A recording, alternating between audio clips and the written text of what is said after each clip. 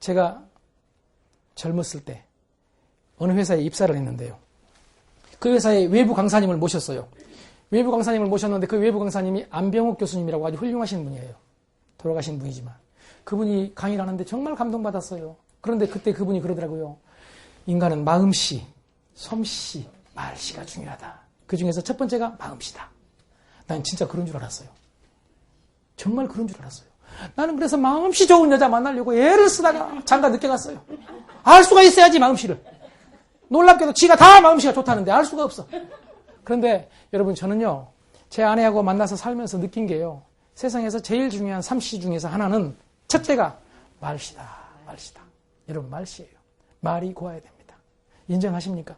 그런데 여러분 놀라운 사실이요. 말이 고우면 마음씨가 고와져요. 그래서 말이 씨가 된다고 했어요.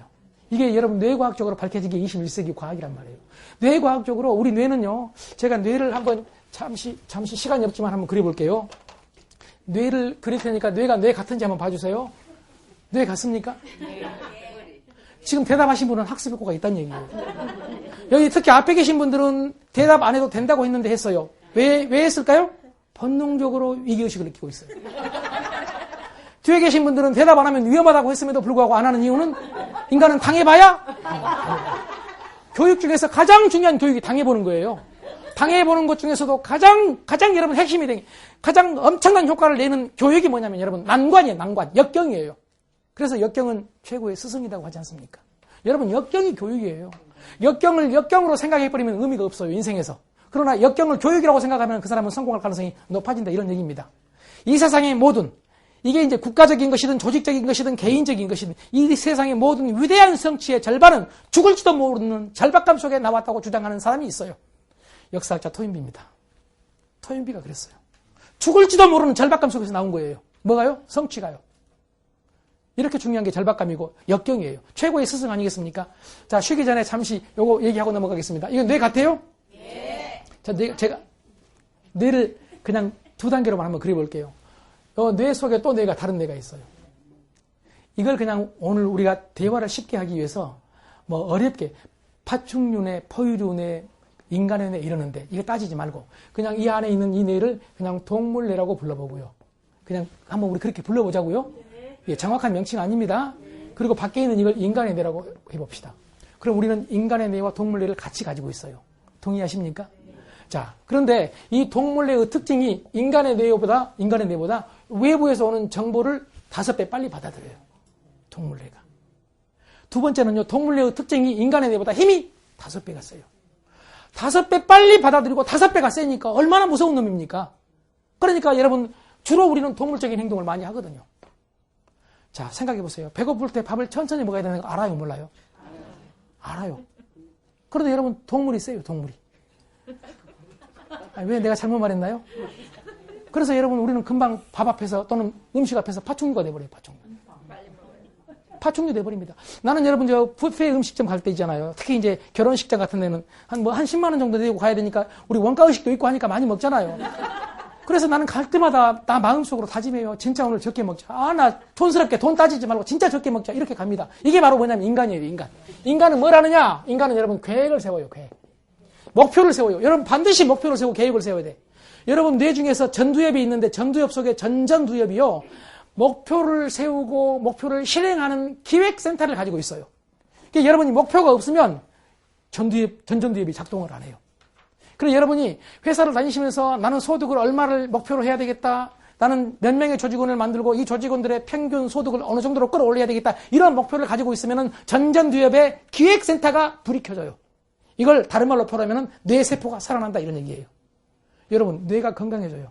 뇌는 여러분 놀랍게도 옛날에는 20세기까지는 뇌는 시간이 흐르면 쇠퇴한다. 이게 정설인데 21세기는 뇌는 시간이 흐르면 연습하고 훈련하면 좋아질 수 있다. 이걸 우리는 뭐라 하느냐? 신경가소성, 뉴럴 플라스티시티 이렇게 뇌과학자들이 불러요. 뇌는 바꿔줘요. 여러분 이해하시겠습니까? 목표를 세우고 열심히 막 도전하고 지금 말씀드린 대로 조직원들을 한 명 한 명 따로따로 관리하면은요, 놀랍게도 이 체계적으로 뇌가 활성화돼가지고, 여러분, 뇌세포가 살아난다니까요. 이게 과학이에요, 과학. 그냥 아닌 과학이 아니에요. 뇌과학이라니까요.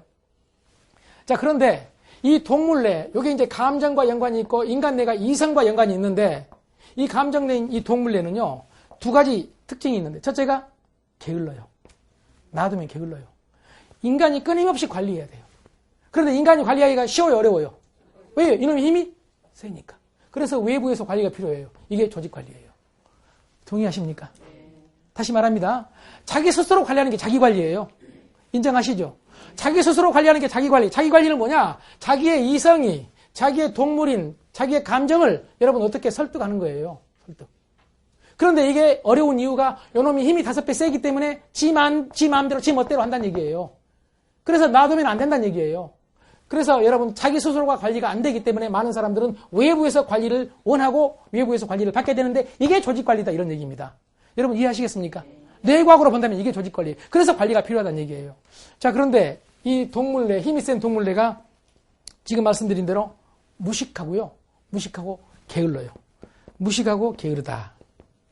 그래서 무식하고 게으른 이 뇌를 아까 제가 뭐랬어요? 바꿔질 수 있다고 했죠? 이걸 신경가소성, 바꿔질 수 있다고 말했잖아요. 이렇게 생각하시면 됩니다. 길을 새롭게 낼 수가 있다는 얘기예요.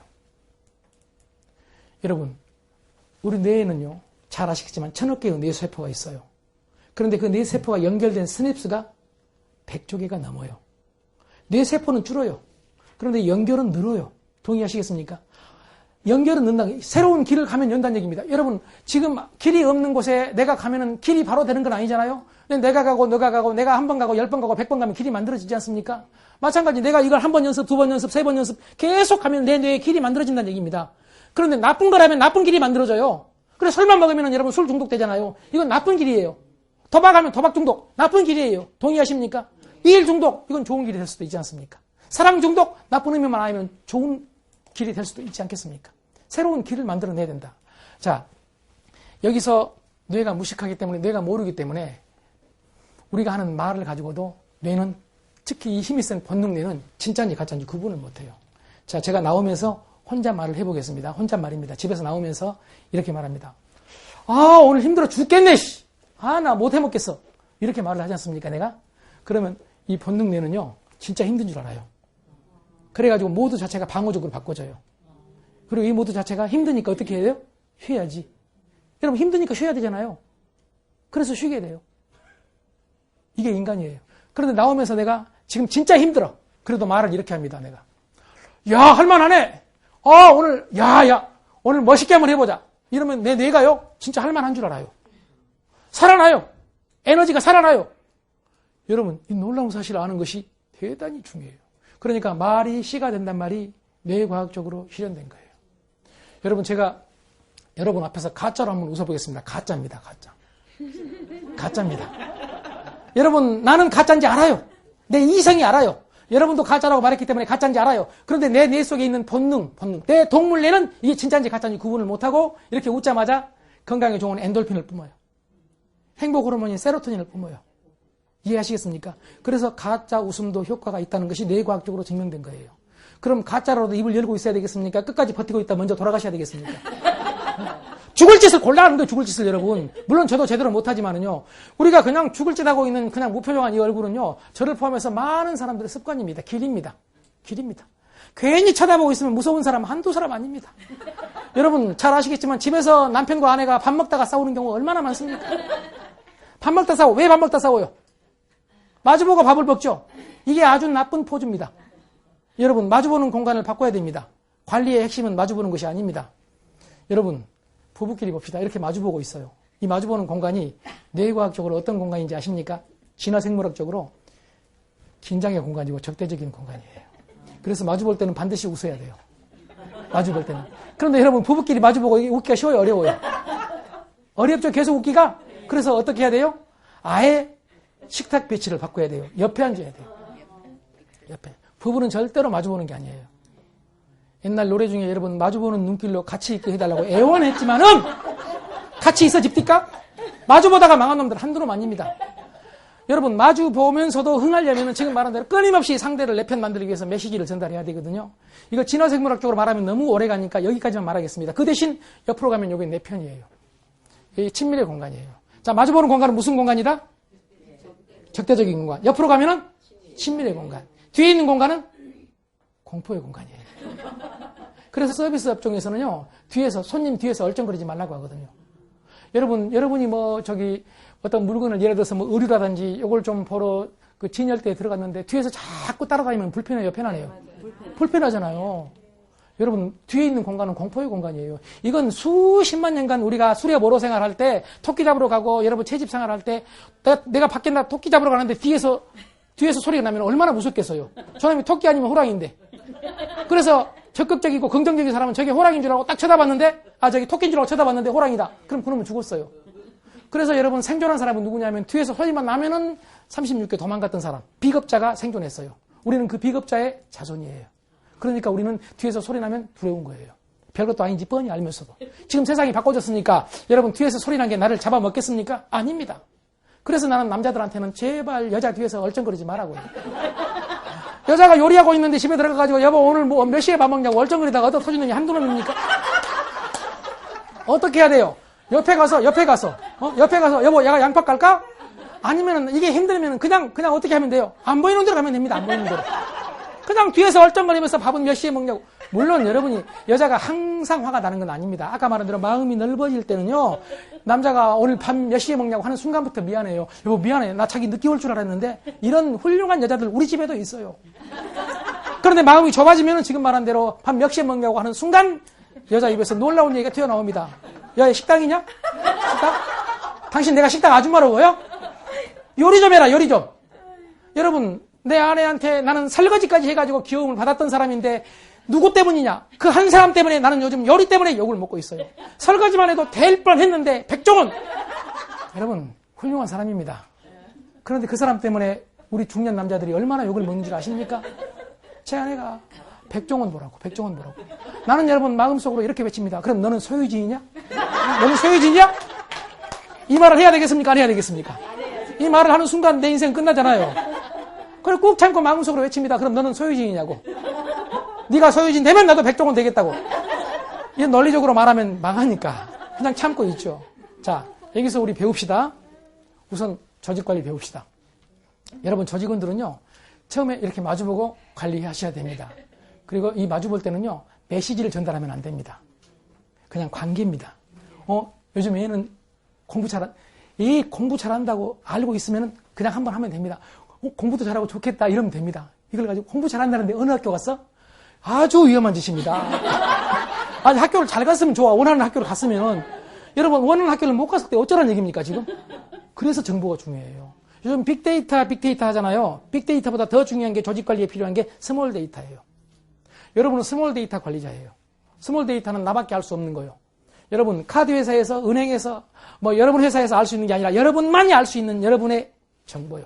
그러니까 여러분은 끊임없이 여러분 조직원에 대해서도 기록을 해야 됩니다. 기록하지 않은 것은 정보가 아니에요. 기록하지 않은 것은 관리가 아니에요. 조직 관리는 조직에 대해서 기록하는 거예요. 동의하십니까? 고객 관리는 고객에 대해서 기록하는 거예요. 자기 관리는 자기의 상황을, 활동을 기록하는 것이 여러분 관리예요. 그래서 관리의 핵심은 뭐다? 기록. 라이트 다운. 적는 거예요. 적지 않으면 그건 관리가 아니에요. 여러분 인정하시겠습니까? 물론 이제 적는 것 자체가 요즘은 직접 펜으로 적는 게 아니라 컴퓨터에다가 바로 할 수도 있지만은 일반적으로 그것도 적는 거라고 생각을 하시고요. 적지 않으면 안 됩니다. 그래서 여러분이 고객과 특히 이제 조직과 조직 관리를 하실 때는 반드시 앞에 있을 때는 어떤 얘기로? 일상적인 얘기로 접근을 해야 됩니다. 상대가 좋아하는 얘기, 지금 말한 대로 공부 잘하는 게 좋겠다 이러면 됩니다. 그냥 학교 구체적으로 물어보지 말고요. 그런데 어느 학교 간지 알았어요. 이쪽에서 원하는 학교를 갔어요.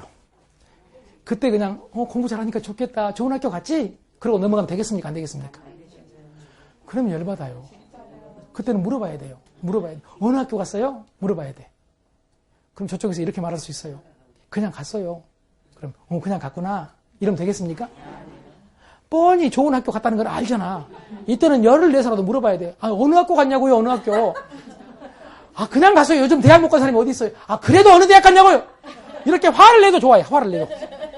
그리고 마지막에 마지못해 얘기하는 것처럼 이렇게 말해요. 어쩌다 보니까 S대 갔다고.